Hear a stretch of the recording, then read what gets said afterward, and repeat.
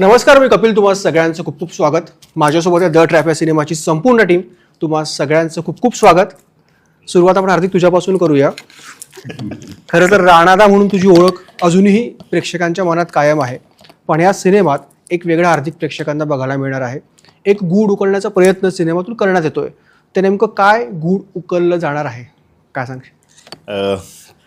ते काही सांगणार नाही मी आता. ऑफकोर्स, कारण की टीजर जेव्हा बघितला तेव्हा लोकांना कळलंच. पहिले नुसता मोशन पोस्टर आला आपला, अतिशय सुंदर मोशन पोस्टर होतं की नक्की तो कोण. आता हे कोण हे सिनेमात कळणार आहे, तो तिकडे कोण आहे.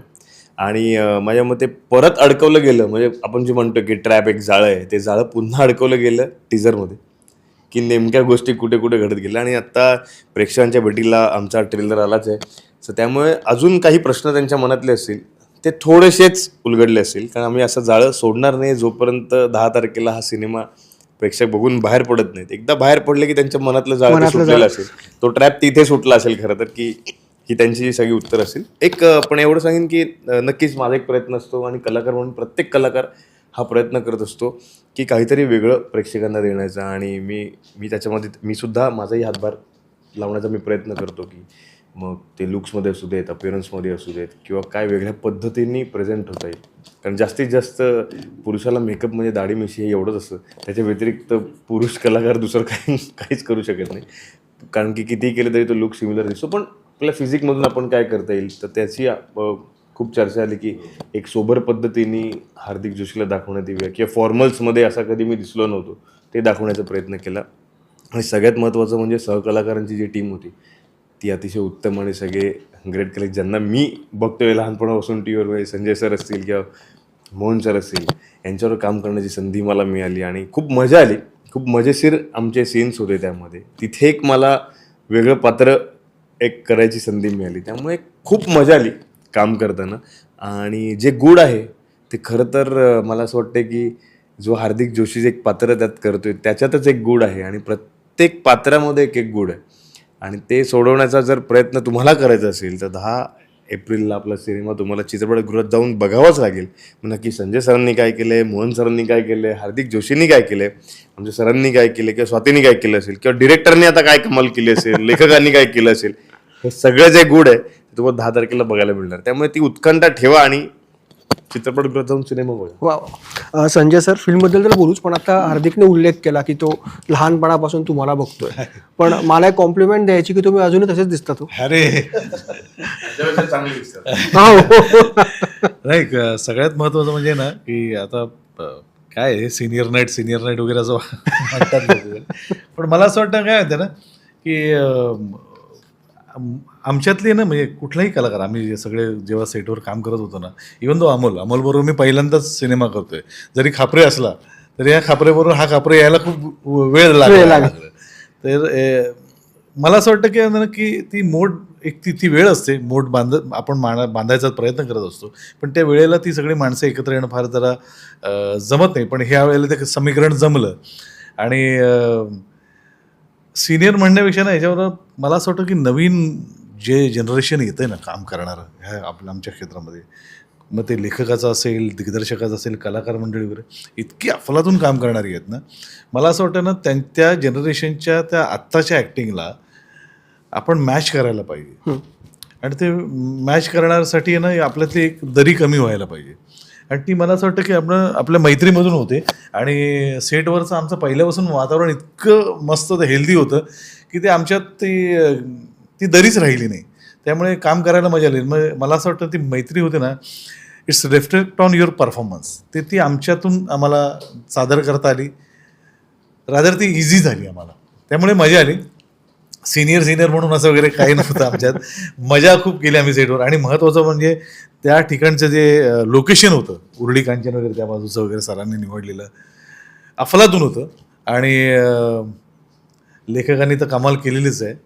आणि टीजरमधून ती बाहेर आलेलीच आहे, ट्रेलरमधून वगैरे. तर मला असं वाटतं की ना तीच गंमत तुम्हाला, तीच क्युरिओसिटी तुम्हाला सिनेमा बघताना सुद्धा येईल असं मला वाटतं. तुम्ही आता म्हटलात की मैत्री, सगळ्यांची मैत्री आहे, पण मला एक प्रश्न विचार, एक काय माहीत, काल रात्री अचानक बघता जत्रा मी बघितला आहे. तर जत्रातली तुमची सगळ्यांची जी ट्युनिंग होती अप्रतिम भन्नाट, आणि कट्टू तुम्ही आता म्हटलात की ह्या सगळ्यांसोबत काम करताना पण तशीच ऊर्जा तशीच धमाल आम्हाला आली. तर काय फरक जाणवतो सर 20 वर्षापूर्वी आणि आता सगळ्या नवीन पिढीमध्ये? मला ना फरक असं वाटत नाही, कारण काय होतं, माझा मुळातच बोलका स्वभाव आहे, त्यामुळे माझी कोणाबरोबरही सहज मैत्री होते. रादर आमच्या फील्डमधल्या लोकांशीच असं नाही की बाहेरची काही लोक मला जरी भेटली तरी त्यांच्याबरोबर माझा चांगला गौरव होतो. तर फॉर एक्झाम्पल जे हार्दिकचं घर दाखवलं आहे, त्या घरातले जे संदीप गव्हाणेंचं ते घर आहे, ज्यांच्या संपर्कात शूटिंग संपलं तरी मी आजही त्यांच्या संपर्कात आहे, आजही त्यांच्या घरी गेलो आहे. बऱ्याचदा माझं त्या पट्ट्यात गेलं की जाणं होतं. ते माझं असं वाटतं की ना, की आपल्यातला हा जो मैत्रीपूर्ण नातं टिकवण्याचा जो स्वभाव असतो ना, एक बोलका स्वभाव असतो, किंवा आपण एखाद्याशी पटकन फ्रेंडली होतो, तर मला असं वाटतं की हे त्याचं द्योतक आहे, हे सगळं त्याचंच हे प्रतीक आहे की त्याच्यामुळे मी आजही सगळ्या लोकांबरोबर माझं चांगलं ट्युनिंग होतं. वा. एक खूप चॅलेंजिंग असतं कारण मराठीमध्ये असे विषय खूप कमी हाताळले जातात. रहस्य असेल किंवा हॉररपट असेल, ह्या विषयांकडे शक्यतो कोणी निर्माता जात नाही किंवा दिग्दर्शक जाण्याचा प्रयत्न करत नाही, पण ते डेअरिंग तुम्ही केलं आहे. आणि टीझर खूप इम्प्रेसिव्ह झाला आहे, कारण आपण एक म्हणतो नाही का, सस्पेन्स सिनेमाची उत्सुकता असते, त्याचं आपण फर्स्ट लुक तसा प्रेक्षकांसमोर आणतो आणि तो कशा पद्धतीने प्रेझेंट करतो, त्यात तुमची टीम यशस्वी ठरली असं आम्हाला तरी वाटतंय. तर कसं हे सगळं जुळवून आणलं? जे मोशन पोस्टर तयार करण्यापासून ट्रेलर टीजर कट करण्यापासून बराच वेळ घेतला. जर तो मला त्यात काही त्रुटी वाटत असतील किंवा अभिजितला किंवा आमच्या काही टीमला, तर त्याच्यात आम्ही परत काम करत गेलो आणि तो फायनली जे आउटपुट बाहेर आलं तर ते अप्रतिम आलं. ते मला म्हणजे अमोलला हेच म्हणायचं की आम्ही आम्हाला सगळ्यांनाच, म्हणजे जसे आम्ही एकाच पेजवर ॲक्टिंग लेवलला होतो ना, तसं लेखकांनी पण काम केलं आहे, तसं आमच्या एडिटरनी पण काम केलं आहे, दिग्दर्शकांनी जसं केलं होतं. त्यामुळे ना त्याला जे अभिप्रेत आहे ना, तशी सगळी माणसं त्याला मिळत गेली आणि त्यामुळे हे टीमवर्क ते घडून आले. सुजितजी, पहिलाच सिनेमा आहे आणि खूप कॉन्फिडंट दिसतात तुम्ही, आणि हार्दिकसोबत स्क्रीन शेअर केली, संजय खापरे आहेत. कसा अनुभव होता या सगळ्या मातबर मंडळींसोबत काम करण्याचा? मी इंटरप्ट करतो. ज्या क्लायमॅक्सच्या सीनच्या वेळेला सर आमच्याबरोबर होते ना, तुम्ही त्या सेटवरचं वातावरण बघायला पाहिजे होतं की कोणीच त्याच्यामध्ये सिनियर, कोणी एक्सपिरियन्स वगैरे वाटत नव्हतं, सगळे एका पेजवर वाटत. आता हे तुम्ही फिल्म आल्यानंतर तुम्हाला बघायला मिळेल. नाही, तर सरांनी सांगितल्याप्रमाणेच ॲक्च्युली काय होतं की मला दडपण होतं की कसं व्हायचं. आता एवढे मोठे संजय सर असतील, मोहन जोशी सर असतील किंवा हार्दिक दादा असेल, यांच्याबरोबर कसं म्हणजे दडपण यायचं, कारण माझा पहिलाच सिनेमा आहे हा आणि मी कधी काम केलं नव्हतं म्हणजे ह्याच्या अगोदर. पण ह्यांच्यामध्ये आल्यानंतर मला ते जाणवलं नाही काय की आपण नवीन आहे काय, कारण दादांबरोबर जेव्हा हार्दिक दादांबरोबर काम करतो तेच मला सांगायचं नाही तुम्ही असं घे, मी असं घेतो. संजय सरांचा तर विषयच नाही, संजय सर आले म्हणजे सगळे 4 चांदच लागायचे, म्हणजे एकदम हसून खेळून. आम्हाला आणखी एक महत्वाची गोष्ट काय वाटत नाही, आम्हाला असं वाटतं की दडपण यांचं असलेल्याची ते ऍक्टिंग करत होते. परफॉर्म करताना कुठे दिसलं नाही, ऍक्शन पडल्यानंतर ते कुठे दिसलं नाही, मग आधी का दाखवत होते असा आम्हाला प्रश्न पडला. ॲक्च्युली काय होतं, माझा रोलच तसा होता काय, त्याच्यामुळं आता तसं म्हटलं तर दादांनी त्याचं श्रेय द्यावं लागेल, कारण त्यांनी माझ्याकडून ते करून घेतलं सगळं. पण मजा आली, म्हणजे ह्या सिनेमाशी बनवण्यामध्ये जेवढे लोक होते, म्हणजे लेखक असतील, दिग्दर्शक असतील, आमचे पत्की सर असतील, मोहन जोशी सर असतील, संजय खापरे सर असतील, हार्दिक दादा असतील, स्वाती लिमये असतील आणि अन्य सगळी टीम टोटल इतकी म्हणजे चांगल्या पद्धतीने त्यांनी काम केलं. कुठं कसल्याही प्रकारचा त्रास नाही. म्हणजे सिनेमा बनवताना मी भरपूर वेळा ऐकलं होतं ह्याच्या अगोदर की बाबा प्रोड्युसरला खूप त्रास होतो, म्हणजे भरपूर मित्रांकडून मी ऐकलं होतं की नको करू प्रोड्यूस, खूप त्रास होतो, ही लोक खूप नंतरनी पण खूप त्रास देतात, तुला लॉसमध्ये जाशील. पण हा सिनेमा केल्यानंतरनी आज म्हणजे ज्या स्टेजवर मी आलो आहे तर मला खरंच समाधान आहे आणि मी आनंदी. मी सरांना बोलून पण दाखवलं की आपण थांबायचं नाही, आपण सप्टेंबरमध्ये दुसरा चालू करू सिनेमा. एक चांगला निर्माता मिळाला. हो,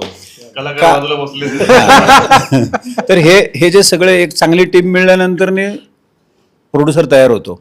बरोबर बरोबर. कारण मी भरपूर माझ्या मित्रांकडून म्हणजे माझे बरेचसे मित्रांनी सिनेमे केले पण ते रिलीज पण झाले नाही. मग त्यांचे जे अनुभव आहेत त्यांनी मला सांगितलं.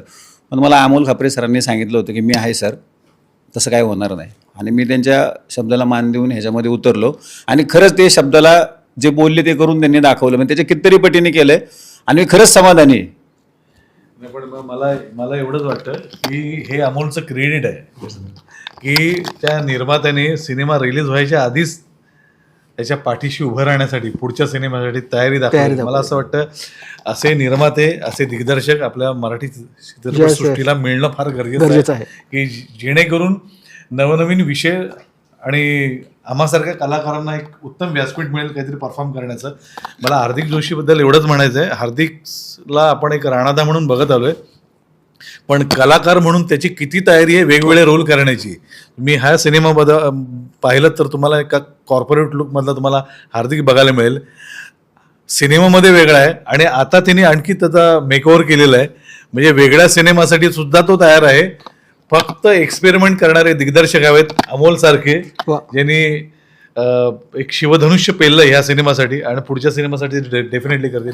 आज आमच्यावर कोणीतरी महेश मांजरेकर सरांसारख्या माणसानी मला गेचं कॅरेक्टर दिलं ते धक्कामध्ये, लढमणामध्ये असं विलनचं कॅरेक्टर. मला असं वाटतं की अशी पुढची जनरेशन सुद्धा तयार आहे जी एक्सपेरिमेंट करू इच्छिते आणि त्यांच्या मागे अशी निर्माते मंडळी जर उभी राहिली तर मला असं वाटतं तो दिवस दूर नाही की आपले मराठी सिनेमे का असे का तसे का, तर तसे राहणार नाही, हा प्रश्नच उद्भवणार नाही. हार्दिक सरांची कॉम्प्लिमेंट. नाही खरंच. आणि जसं आता त्यांनी सांगितलं ना की तयार आहेत, आमची मैत्री झालीच. म्हणजे ऑफकोर्स सर जसे आहेत खरंच म्हणजे सर एकदम म्हणजे फ्रीली राहतात आणि दडपण असतंच की अरे ज्यांना मी बघतोय आज त्यांच्यावर काम करायचं आहे. भले आपण किती काम केलेलं असो आधी किंवा राणादा म्हणून मला किती बघ, पण आपली एक इच्छा असते की अशा कलाकारांबरोबर काम करायची. जेव्हा संजय सरांबरोबर काम इतकी मजा आली. म्हणजे आपण म्हणतो ना की फूल जसं जपतात तसे ते देखील समोरच्या कलाकाराला जपतात. आणि जे गिव्ह अँड टेक असतं ते काय असतं, कसं असतं, त्यांची पद्धत कशी आहे, त्यांनी इतकं सोपं केलं की आपला तो एक सीन आहे जो इतका इंटेन्स सीन आहे, पण तो सीन त्यांनी इतका हलका फुलका केलेला आहे की ज्याने माझं कॅरेक्टर उभं राहिलं आहे, जेणेकरून त्याच्यात मी जास्त काही बोलतच नाही. पण असे जे अनुभव असतात ते बघायला मिळेल. आणि सर जे सांगतात कारण की नवीन पिढी वगैरे उभे, पण सर किती डाएट कॉन्शियस ते मला माहिती आहे. कारण की आमच्यात तशी चर्चा व्हायची. सर म्हणजे आता पुढच्या महिन्यात काय करायचं यांचं तिथे सेटवर त्यांच्या डोक्यामध्ये ते चालू असतं. मग ते नाटक असू देत, मग सिनेमा करत असू देत किंवा हिंदी सिनेमा करू देत किंवा वेबसिरीज करू देत, सरांच्या डोक्यात ती गणितं चालू असतात. त्यामुळे आजची पिढी नाही आहे, मला असं वाटतं हा वारसा तिथूनच आलेला आहे. म्हणूनच त्यांच्या वाटेला तेवढे रोल आले. आणि खूप छान वाटतं जेव्हा आपण कुठेतरी फिटनेस फ्रीक आहोत आणि आपल्या आधीची पिढी पण आहे, जे सगळे मोठे मोठे कलाकार आहेत ते सुद्धा अजूनही ते करतायत. पण फक्त काय तेव्हा सोशल मीडिया नव्हतं म्हणून या गोष्टी पोचू शकल्या नाहीत. पण आज आपल्याकडे आहे, तर मला असं वाटतं की या माध्यमातून ते पोचलं पाहिजे की आजही सगळे कलाकार आपल्या मराठी चित्रपटांसाठी काहीही करायला तयार आहेत. मग तो कुठलाही रोल असू दे, मग वजन वाढवायचं असू देत किंवा बारीक करायचं असू देत. आणि जसं सर म्हणाले की लवकरच नवीन असा लुक केला तर काहीतरी लवकरच काहीतरी करू. आणि आय होप सरांबरोबर पुन्हा एकदा काम करायची संधी मिळेल. निर्माता आणि दिग्दर्शक बाजूलाच ते आहे, त्यांना आता आम्ही म्हणूनच बाजूला बसलो ना, जाऊच देणार नाही आम्ही इथे. पहिले आम्ही ट्रॅप केलंय. सो खूप मजा आली. आणि मला असं वाटतंय की म्हणजे मी ज्या पिढीतला कलाकार आहे त्या पिढीतला मी माझ्या वाट्याने मी सांगेन की नक्कीच जेव्हा तुम्ही कुठेही जाल तेव्हा एक एम्प्टी माइंडने काम करणं फार गरजेचं आहे. कारण की फक्त नवीन दिग्दर्शक असू देत किंवा नवीन निर्माता असू देत, तिथेही आपण एम्प्टी माइंड राहणं फार गरजेचं आहे. कारण कुठेतरी ती माणसं एक विजन घेऊन किंवा एक नवीन लेखक असेल आपण सपोर्ट करणं गरजेचं आहे. कारण त्यांच्या डोक्यात त्यांनी एक वेगळी गोष्ट लिहिलेली असते, एक कथा मांडण्याचा प्रयत्न केलेला असतो. सो मला असं वाटतं की नवीन जनरेशननी सुद्धा या ओघात नाही झालं पाहिजे की मी किती मोठा आहे किंवा मी किती छोटा आहे. तर ते एम्प्टी माइंड राहणं फार गरजेचं आहे. आणि ते राहिलं तरच तुम्ही चांगली एक कलाकृती लोकांसमोर घेऊन येऊ शकता. आणि ती संधी मला सरांनी दिली, त्यांनी समजलं. कारण की अमोल सरांबरोबर आम्ही एक सहकलाकार म्हणून आम्ही अरण्य सिनेमात काम केलं होतं, पण आज एक दिग्दर्शक म्हणून ते उभे आहेत समोर. खूप मजा येते. आणि नेहमीच मी त्यांना सर म्हणूनच हाक मारत असतो. ते नेहमी मला म्हणतात तुम्ही मला सर का म्हणता, कारण तेव्हाही त्यांनी तशीच मेहनत घेतली होती. आणि या सिनेमासाठी त्यांनी दिग्दर्शक म्हणून एक वेगळी मेहनत घेतलेली. आणि त्यांनी पात्र समजलं मला की हार्दिक तू माझ्याबरोबर काम करायचेस आणि त्यांनी हा रोल माझ्या वाट्याला दिला, त्यामुळे खरंच मी आभारी आहे त्यांचा. आणि आय होप की जाऊ देणार नाहीच मी तुम्हाला कुठे, म्हणजे तुम्ही मुंबईत असू दे तर पुण्यातही असू दे, दोन्हीकडे मी आहे, त्यामुळे कुठेही सोडणार नाही मी तुम्हाला. पुढच्या सिनेमात मी नक्की असणार आहे आणि नक्कीच आवडेल मला सरांबरोबर काम करायला, संपूर्ण टीम बरोबर काम करायला. अभिजित, जसं मगाशी अमोलजी म्हटले की खूप ड्राफ्ट तुम्हाला चेंज करावे लागले, तर एक लेखक म्हणून पण चॅलेंज असतं ना, जेव्हा आपण एक अशा सिनेमा विणतो की ज्याच्यात धक्कातंत्राचा वापर करण्यात येणार आहे, पावला पावलावर धक्के बसणार आणि शेवट प्रेक्षकांना चकित करणारा असावा, तर कितपत चॅलेंज होतं? चॅलेंज तसं म्हणायला गेलं तर ते त्या दिवसापासून आजही आहे, आत्ताही या घडीला आहे. एक गोष्ट सांगावीशी वाटेल की आपण असं म्हणतो की जन्म देणाऱ्यापेक्षा पोचणारं कधीही श्रेष्ठ. माझा लेखक म्हणून कुठे जन्म झाला असेल तो भाग वेगळा, पण दादांनी मला इथे आणून जगवलं आणि या दिग्गजांसोबत बसवलं, त्याच्यासाठी मी सर्वप्रथम त्यांचे आभार मानतो. आणि जसं सर तुम्ही म्हणाला तसं एक धक्का तंत्राचा वापर, तसं लिहिल्यानंतर वारंवार ते धक्के मला देत गेले. आता आपल्याला यंडा कास्ट करतोय, आपल्याला यंडा डोळ्यासमोर ठेवून लिहायचं आहे. ज्यावेळेस दादांनी हार्दिक दादाचं नाव घेतलं त्यावेळेस पहिले आपल्यासमोर छटा उभी राहते, तो शेतातला रांगडागरी जो काय असेल तो राणादा, जो आपण 5 वर्ष टेलिव्हिजनवर बघितला. आणि दादांनी हार्दिक दादाचं नाव घेतल्यानंतर ना आता आपण याला इन शर्टमध्ये कसं बघायचं हा एक पहिल्यांदा प्रश्न डोळ्यासमोर आला. संजय सरांचं नाव घेतल्यानंतर ना संजय सर पहिल्यांदा येतात ते आपल्याकडे जत्रा, नंतर येतात दे धक्का, नंतर येतात लढ म्हणा.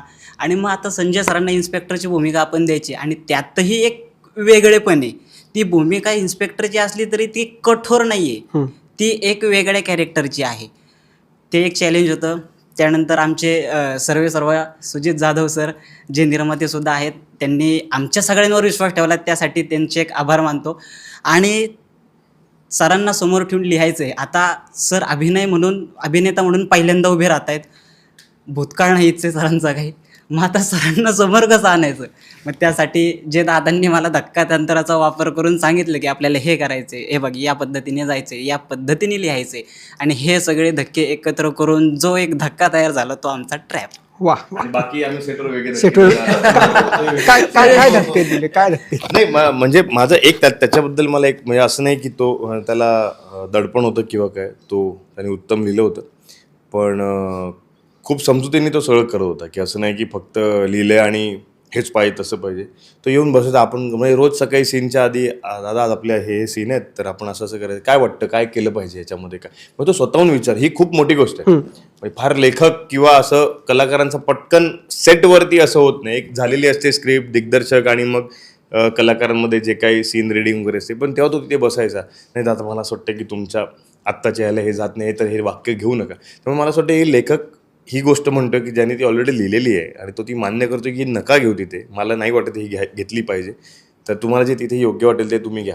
मला असं वाटतं की हे ॲक्सेप्ट करणं फार महत्त्वाचं आहे. एक फ्लेक्झिबल आहे तो आणि तो राहतो. आणि मजा मस्ती आम्ही खूपच केलेली आहे सेटवरती, अजूनही करतो ते. आणि फक्त 10 एप्रिलपर्यंत नाही तर त्याच्या पुढे आम्ही करत राहू. एक मित्र म्हणून तो नेहमी बरोबर असतो आणि मला असं वाटतं छान आहे. आज तो शिकतोय, अजून हळूहळू छान छान शिकेल, स्वतःला ग्रूम करत. कारण आपण म्हणतो ना एक्सपिरियन्सच माणसाला मोठा करत जातो, त्यामुळे त्यातला तो एक आहे. आणि बाकी आहेत सगळ्यांचे एक वेगवेगळे त्याचे अनुभव प्रत्येकाचे आहेतच. सुजितजी, मगाशी हार्दिक म्हटला, आता एक प्रश्न असा की संजय दादा डाएट कॉन्शियस आहेत, हार्दिक फिटनेस, तर दोघांकडनं काही थोडं तुम्ही डाएट असेल किंवा फिटनेस असेल काही घेतलं का टिप्स? भरपूर काही शिकलो त्यांच्यावर सर. तर ते काय, ते स्वतः पैलवान आहेत. म्हणजे मला असं वाटतं की खुराक त्यांचा वेगळा होता, त्यांचा खुराक यांनी कमी केला सिनेमासाठी. नाही, ह्या सिनेमातून खूप काही शिकायला मिळालं.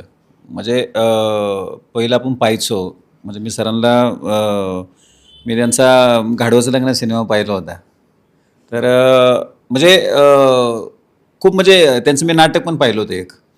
म्हणजे ह्या अशा दिग्गज लोकांबरोबर काम करायचं किंवा ह्यांच्याकडून मी भरपूर शिकत आलो. सरांचा ज्यावेळेस सीन चालायचा त्यावेळेस मी पाहायचो सर कशा पद्धतीने करायचं, आणि एकदम इझिली ते करायचे. जे मला डायलॉग पाठ करायला 2-2 दिवस लागायचे ते सर म्हणजे एकदम इझी करायचे. म्हणजे भरपूर काही शिकलो. हार्दिक दादा असेल, हार्दिक दादाकडून बऱ्याचशा काही गोष्टी मी शिकलो. कशा पद्धतीने कॅमेरा फेस करायचा, कशा पद्धतीने कॉन्फिडन्स ठेवायचा, समोरच्याला कसं समजून घ्यायचं, बऱ्याचशा गोष्टी शिकायला मिळाल्या. आपले दिग्दर्शक असेल, अभिजित असेल, सगळ्यांकडून म्हणजे अख्ख्या सिनेमामध्ये प्रत्येक टीम होती ना, त्या टीम अख्ख्या टीमकून स्पॉट बॉयपासून दिग्दर्शकापर्यंत सगळं मी सगळ्यांकडून शिकलो काही ना काहीतरी, की किती मन लावून काम करतात. कारण ही जी टीम होती पूर्ण, ही खरंच बाप टीम होती. त्याच्यामुळे इतकं सुंदर प्रोडक्ट तयार झालं. ह्याच्यामध्ये असं कोणीच नव्हतं की नावं ठेवण्यासारखे, किंवा कोणाचंच असं मला वाटलं नाही की हा आपण चुकीचा माणूस निवडला. म्हणजे अमोलदादांनी जे सगळे लोक एकत्र केली, ते म्हणजे सगळे असे शोधून हिरे शोधून आणले होते. त्याच्यामुळे मी म्हटलं ना की मी समाधानी आहे ह्या सिनेमामधून. म्हणजे मी जे ऐकलं होतं, किंवा मी सिनेमा करायच्या आदल्या दिवसापर्यंत पण मी कन्फ्यूज होतो की काय करायचं. पण जे ते बोलले आणि आज करून दाखवलं, तर मी खरंच समाधानी आहे. आणि मी म्हटलं मग अशी की मी त्यांना सांगितलं की आपण सप्टेंबरमध्ये दुसरं शूटिंग चालू करू, दुसऱ्या सिनेमाचं 100% अमोलजी? करू. त्यांच्याच प्रश्नाला काउंटर, त्यांनी तुझं कौतुक केलं तुमचं एवढं. ते सप्टेंबरमध्ये अडकले. नाही सप्टेंबरमध्ये नाही अडकलं. ॲक्च्युली मी म्हणजे खूप थोडासा दडपणात होतो. एवढे मोठे बाप आर्टिस्ट समोर, यांनी एक निर्माते म्हणून धनुष्य उचललेलं आहे, आणि ते सगळं मला हँडल करायचं आहे, व्यवस्थित पार पाडायचं आहे. आणि त्यांना जे एक प्रकारे भीती होती की हे आपण असं करूया तसं करूया, कसं सांगायचं. पण ह्या लोकांनी मला समजून घेतलं की नाही यार, चल आपण असं करूया. म्हणजे तिथे असं काही वाटलंच नाही मला. एक संजय सरांनी लहान्या भावासारखंच ट्रीट केलं. हार्दिक सरांनी पण अगदी भावासारखं, एक मित्रासारखं, इवन प्रोड्युसर सरांनी पण मला अगदी भावासारखं, आणि करूयात. तर तिथे ते कॅप्टन म्हणून राहिलेच नाही, एक मित्र म्हणूनच राहिले. इवन पूर्ण टीम, की असं कोणीच नाही. म्हणजे संजय सर पण अगदी की मी मोठा स्टार आहे किंवा काय. हार्दिक सर पण कुठेच असं जाणवलं नाही. एकमेकांना समजून घेऊन आम्ही पुढे जात गेलो, आणि खूप छान पद्धतीने पार पडलं आहे. त्यामुळे पहिल्या दिवशी मला थोडंसं दडपण होतं, मग नाही. संजय सर, मग अशी बोलता तुम्ही म्हटलात, म्हणून प्रश्न, आपण जर का बघितलं तर इतर भाषिक जे सिनेमे असतात त्याच्यात समजा द ट्रॅप सारखा एखादा सिनेमा आला आणि त्याचं कॉन्टेंट जर का पॉवरफुल असेल तर त्यांच्याबद्दल भरभरून लिहिलं जातं. पण मराठीत खूप कमी असे प्रयत्न होतात, पण आपलाच मराठी प्रेक्षक अशा सिनेमांना लवकर एक्सेप्ट करत नाही. यामागचं कारण काय असू शकतं? आणि दुसरं म्हणजे एखादा मोठा सिनेमा आहे तो हिंदीतला, तर त्याच्या प्रवाहात समजा मार्च महिन्यात एकही मराठी सिनेमाने रिलीज झाला, फक्त एकच रिलीज झाला आहे. तर याची कारणं काय? आपण याच्यात कुठे कमी पडतो का, किंवा या सगळ्याला आपण कसं सामोरं जायला पाहिजे? याच्यामध्ये मला असं वाटतं एकमेव कारण आपलं आत्मपरीक्षण आपण करायला पाहिजे. नेमकं आपलं काय चुकतं. तर आपला आमच्या ह्या सिनेमाचा हा जो विषय आहे तो इतर कुठल्या भाषांमध्ये आहे की नाही माहिती नाही वगैरे, पण शेवटी काय आहे ना, आता सैराटने एक प्रूव्ह करून दिलेलं आहे की नॉन ॲक्टर जर काम करू शकतो, त्याच्याकडून काम करून घेणारा दिग्दर्शक तितकाच पॉवरफुल पद्धतीने तो काम करून येतो, जसं नागराजने केलं वगैरे. मी नेहमीच त्यांचं कौतुक करत आलो. तर आपण जर बऱ्यापैकी काम करणारी जी नटमंडळी आहेत त्यांना जर त्यांच्यावर काम करणारा जर असा दिग्दर्शक मिळाला तर का आउटपुट मिळणार नाही. आपल्याकडे तर सब्जेक्ट पण अप्रतिम आहे. तर मला असं वाटतं ना, ती ओरड आहे ना ह्या सिनेमानंतर कुठेतरी काही अंशी जर कमी होईल, किंवा मला असं वाटतं की तो एकदा रिलीज झाल्यानंतर लोकांनी पाहिल्यानंतर त्यांच्या लक्षात येईल की नाही, आपल्याकडे पण वेगळ्या धाटणीचे सिनेमे होत आहेत. फक्त त्याला प्रेक्षक म्हणून तुम्ही एक आशीर्वाद, तुमचं प्रेम देणं फार गरजेचं आहे. तर मी ह्या सिनेमाच्या ह्या रिलीजच्या माध्यमातून एवढंच मला ह्या प्रश्नावर आवाहन करायचं वाटतं की तुमची ती भूक आहे ना, जी इतर भाषाच्या सिनेमांमध्ये तुम्हाला ती भूक तुमची शमवली जाते. मला असं वाटतं तुमच्या अस्सल मातीतल्या ह्या सिनेमामध्ये ती भूक शमवण्याची ताकद आहे या सिनेमात, असं मला वाटतं. हार्दिक? खरं तर हे सगळं सांगायला मी लहान आहे फार. म्हणजे 10 तारखेला 10वा सिनेमा रिलीज होतोय माझा, हा योगायोग एवढंच सांगेन. पण एकच सांगेन की जसं सर आता म्हणाले की जशी कलाकारांना किंवा आम्हाला भूक असते की चांगले प्रोडक्ट्स म्हणजे आपले सिनेमे किंवा सगळी कलाकृती घेऊन प्रेक्षकांसमोर यायची, तर तुम्ही कुठलाही इतिहासातला कुठलाही सिनेमा काढा, तर सगळ्यात जास्तीत जास्त कलेक्शन हे महाराष्ट्रातून झालेलं आहे. हो. आणि महाराष्ट्रातून झालं तर ते मराठी माणसाकडूनच झालेलं आहे. महाराष्ट्रात सगळ्यात जास्त मराठी माणसं राहतात, आपलीच माणसं सिनेमा बघतात, मग तो इतर भाषातला असू देत किंवा मराठी सिनेमा असू देत. म्हणजे जर सैराटसारखा सिनेमा 100 कोटी करू शकतो दुनियादारी, तेव्हा सिनेमाने 25 ते 30 कोटींचं तेव्हा कलेक्शन केलं होतं आणि हे बघणारा क्राऊड हा मराठी माणूस होता. फक्त एवढंच होतं, आता कलेक्शन त्यांचं मोठं कारण की तिकिटाचे त्यांचे दर जास्त असतात, आपले दर कमी असतात, त्यामुळे आपलं कलेक्शन कुठेतरी होतं. पण मला असं वाटतं की ही भूक जी आहे ती तुम्ही तशीच ठेवली पाहिजे आणि सिनेमा तुम्ही बघायला गेला पाहिजेत. फक्त सिनेमा आधारित मराठी सिनेमा आपण नंतर बघू, तर असं करू नका. जसं तुमची ती भूक आहे किंवा त्या हिंदी सिनेमांच्या किंवा इतर भाषिक सिनेमांच्या ऑडियन्समध्ये आम्ही देखील असतो, पण आम्ही देखील मराठी सिनेमे बघायला जातो, पण तेही पहिल्या 2 दिवसातच तुम्ही बघायला जा, कारण ते 2 दिवस जास्त महत्त्वाचे असतात आम्हाला. कारण की त्या 2 दिवसांमध्ये जर तुम्ही सिनेमा बघायला नाही गेला चित्रपटगृहामध्ये तर कुठेतरी स्क्रीन्स कमी होतात. कारण की थिएटर्सना पण बिझनेस करायचा आहे, त्यांना सुद्धा त्यांच्या लोकांचे पगार द्यायचे आहेत, तर हे दोन्हीकडे आहे. तर मला असं वाटतं की पहिले दिवशी तुम्ही बघायला जा किंवा फ्रायडे सॅटर्डे आपले मध्यमवर्गीय सगळी लोक कामं करतात, पण आम्ही देखील तोच प्रयत्न करत असतो की मॅक्सिमम आपला सिनेमा प्राईम टाईमला म्हणजे रात्री 7:30 नंतर किंवा 8 नंतर कसा लागेल यासाठी आम्ही धडपड करत राहतो. पण त्यासाठी तुम्ही थोडंसं पाऊल उचलणं गरजेचं आहे. ते जर तुम्ही केलं तर आम्ही त्या गोष्टींसाठी भांडू शकतो की नाही आम्हाला रात्री 8चा शो द्या, 7:30च्या नंतरचा शो द्या. तर मला असं वाटतं की तुम्ही या चित्रपटगृहाकडे आणि मग नक्कीच दर्जेदार सिनेमे नाही, मग फाईट सिक्वेन्स असू देत किंवा मोठमोठे सिनेमे असू देत, कॉमेडी असू देत, सगळ्या दर्जाचे सिनेमे तुम्हाला उत्तम प्रतीचे ऑलरेडी आहेत. फक्त तुम्ही या, म्हणजे तुम्हाला समजतील की खरोखर असे एक वेगळ्या धाटणीचे सिनेमे येतात. त्यासाठी तुम्हाला थोडंसं एक पाऊल चित्रपटगृहाकडे वळवावं लागेल आणि ते तुम्ही वळवा आणि ते वळवणार याची मला खात्री आहे. क्या बात आहे. Thank you so much. तुम्हाला सगळ्यांना खूप खूप शुभेच्छा. जाता जाता एका वाक्यात द ट्रॅप हा सिनेमा प्रेक्षकांनी सिनेमागृह अजून का बघावा, एका वाक्यात. का बघावं? कारण की आपला मराठी सिनेमा आहे आणि मराठी सिनेमा मोठा करायची ताकद ही फक्त आणि फक्त मायबाप प्रेक्षकांमध्येच आहे. त्यामुळे तुम्ही हा सिनेमा जाऊन बघा. एक वेगळ्या धाटणीचा, एक वेगळ्या लहेजाचा, एक वेगळ्या कथेला घेऊन किंवा एक वेगळं जाळं घेऊन येणारा सिनेमा हा द ट्रॅप आहे. आणि तो हे जे जाळं आहे हे फक्त सुटेल जेव्हा तुम्ही सिनेमागृहात जाल आणि सिनेमामधून बाहेर याल तेव्हाच हे जाळं सुटणार आहे. त्यामुळे द ट्रॅप हा सिनेमा 10 एप्रिलला नक्की बघा. सुजित. एक मराठी दिग्दर्शक काय करू शकतो किंवा मराठी कलाकार काय करू शकतात ते तुम्ही पहा. हे एक जाळं आहे, ते जाळं तुम्ही आपल्या ट्रेलरमधून बघितलं असेल, ते सुटलं नसेल आणि एक वेगळा विषय तुम्ही चित्रपटगृहात नक्कीच बघायला जा, तुम्हाला नक्की आवडणार आहे. आपला मराठी प्रेक्षक आपण कुठल्याही मोठ्या हॉटेलमध्ये जर गेला ना तरी असं मेन्यू कार्ड चेक करत असताना त्याला हवं तेच बघत असतो, हवं तेच खात असतो. तर मला असं वाटतं थोडंसं जरा त्याचा रॅपर बदलून ती डिश एका वेगळ्या पद्धतीनं आपण जर सर्व करत असू तर ती तुम्हाला जास्त अधिक भावून जाईल. तसा आमचा हा सिनेमा आहे द ट्रॅप. तुम्ही नक्की बघा, ही टेस्ट तुम्हाला नक्कीच आवडेल. थँक्यू सो मच आणि wish you all the best. Thank you.